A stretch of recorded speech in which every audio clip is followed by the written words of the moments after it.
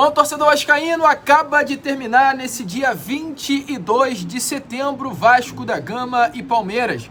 Jogo que aconteceu no estádio Mané Garrincha, também conhecido como Arena BRB. O que a gente tem a falar sobre esse jogo, meu amigo? Muita coisa, muita coisa.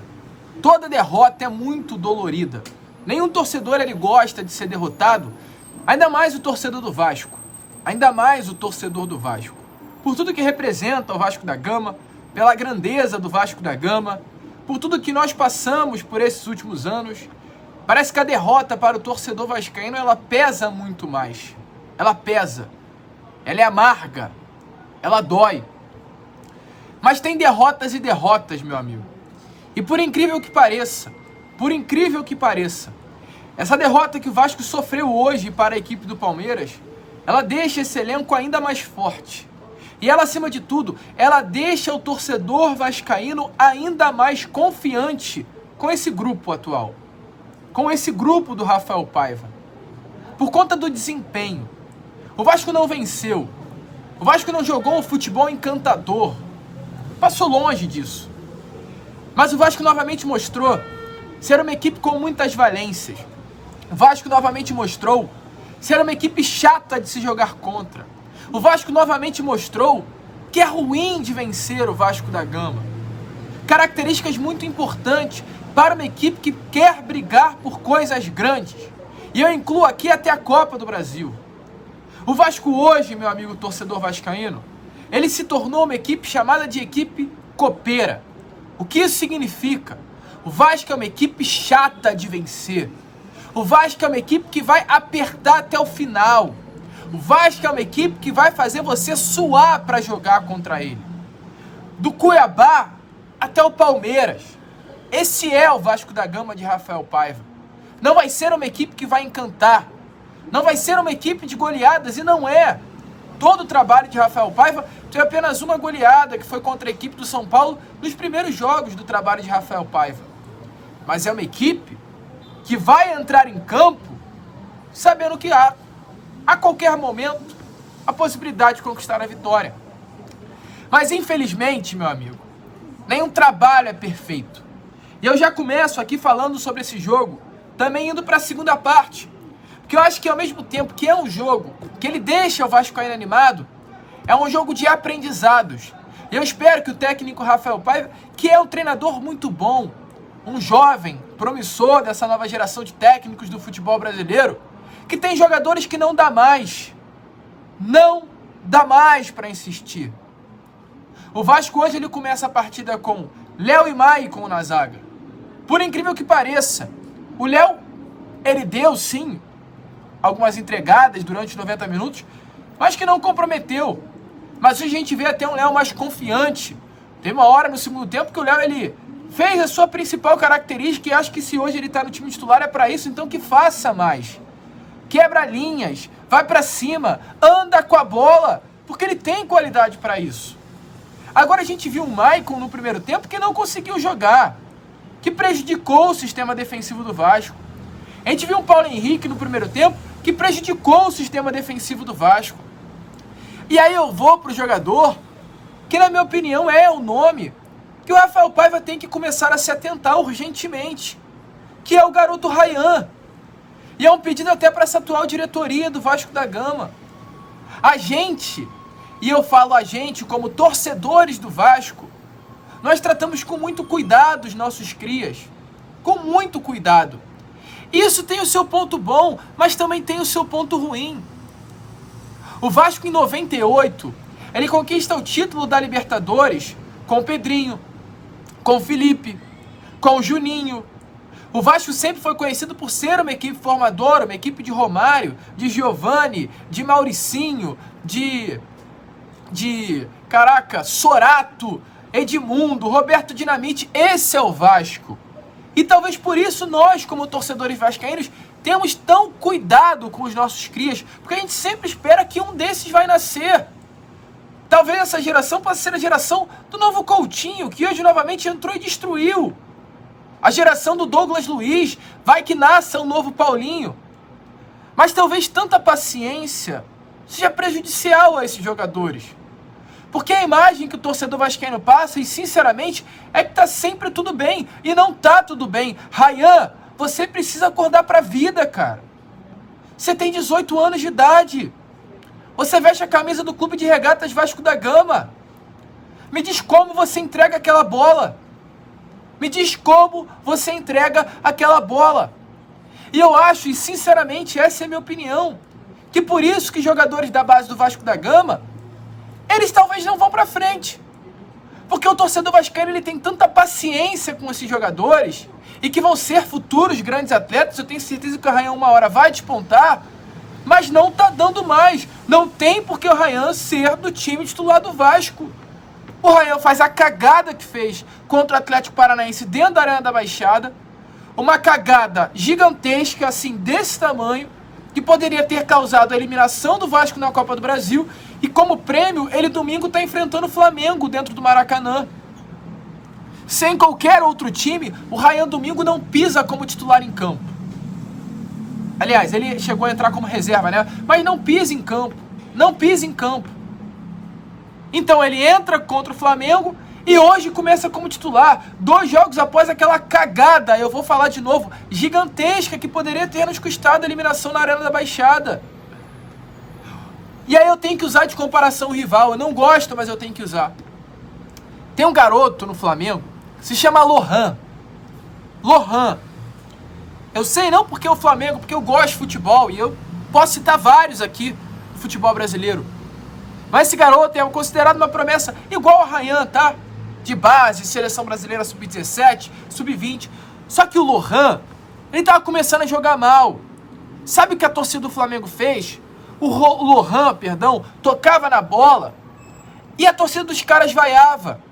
Eu tô falando que isso é legal? Não é. Mas hoje o Lohan, ele não entra em campo. Sabe por quê? Porque a comissão técnica do Flamengo entende que se colocar o Lohan em campo, vai queimá-lo.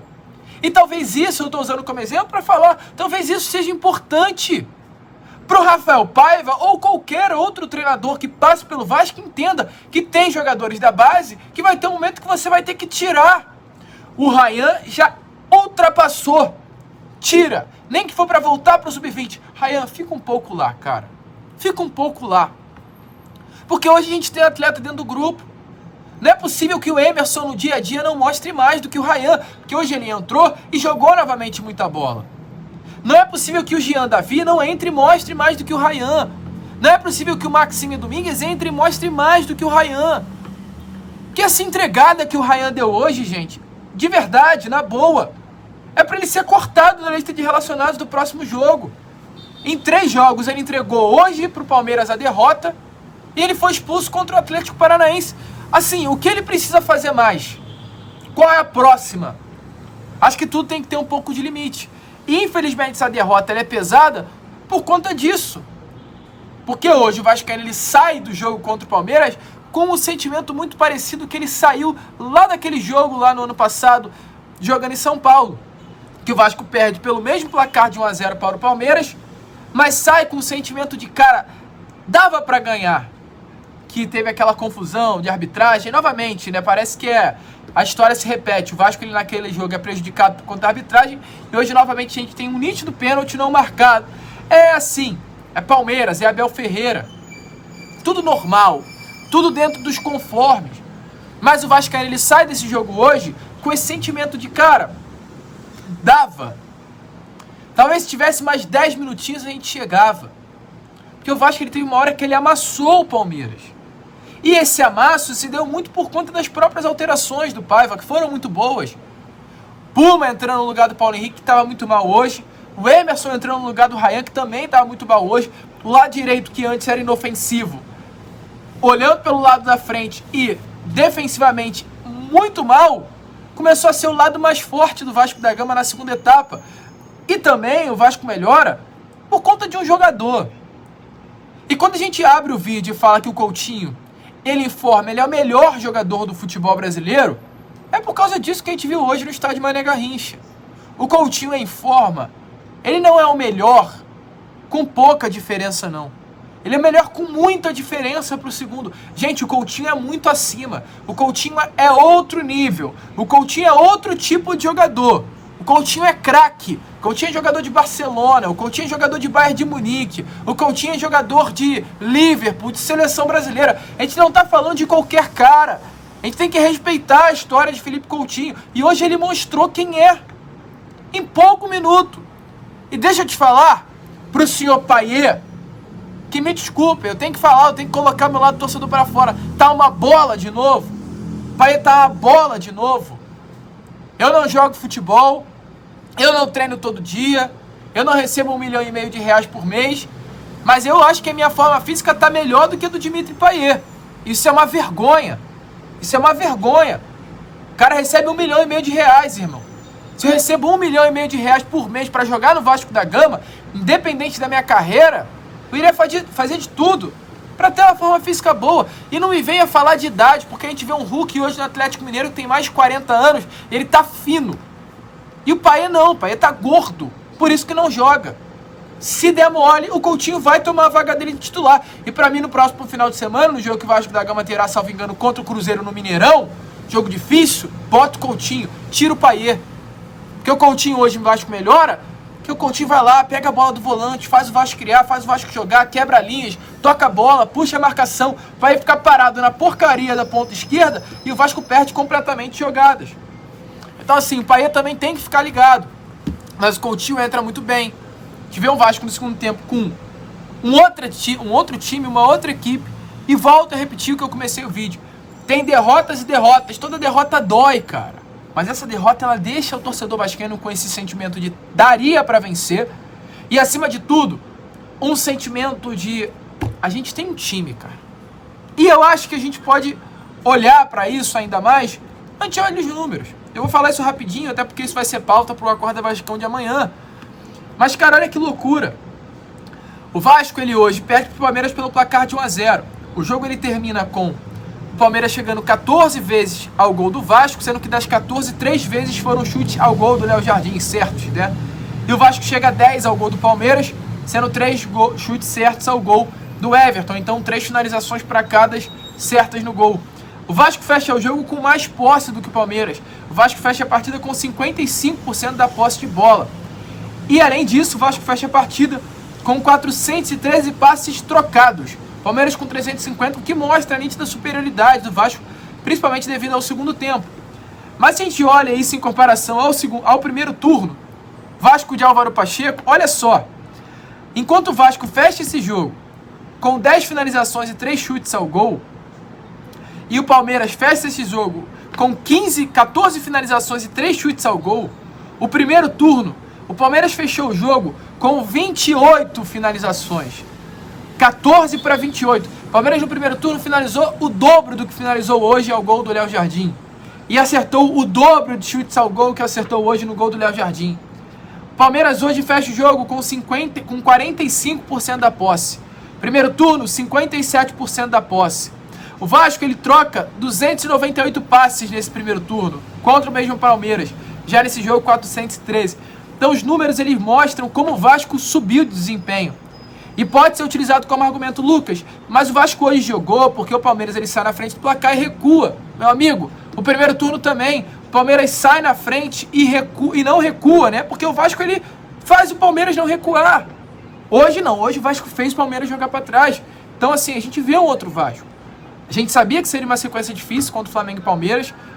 O Vasco sai dessa sequência com 1 ponto em 6 disputados, mas diferente do primeiro turno, onde o Vasco sai dessa sequência com uma goleada de 6 para o Palmeiras, e uma goleada de 6 para o Flamengo, uma derrota de 2-0 para o Palmeiras, 8 gols sofridos e 1 gol marcado, o Vasco fecha essa sequência agora de Flamengo e Palmeiras com 2 gols sofridos e 1 gol marcado. O Vasco sai com muito mais moral do que no primeiro turno. Então assim, mudanças. Trabalho horroroso do senhor Álvaro Pacheco, um trabalho bom hoje do técnico Rafael Paiva.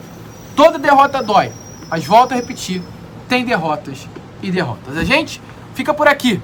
Esse foi o nosso pós-jogo. Se curtiu, se inscreva, compartilhem. Vá lá no nosso Instagram, que a gente também trocou uma ideia com vocês do que a gente achou dessa partida por lá. Curtem também esse vídeo, compartilhem.